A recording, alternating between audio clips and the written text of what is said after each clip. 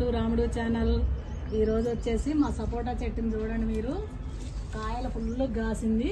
ఈ చెట్టు 15 సంవత్సరాల క్రితం పెట్టాము. ఇది పూర్తిగా నేలలో కూడా పెట్టలేదు, కింద బండలు వేసి బండ పైన మట్టి పోసి పెట్టాను. కానీ ఇంత పెద్ద చెట్టు అయిపోయింది.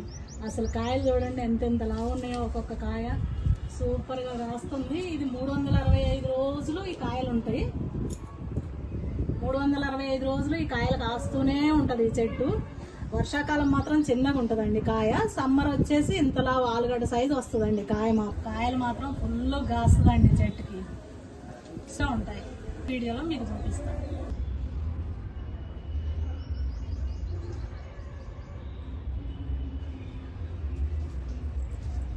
రెండు కోయమంటావా నాన్న?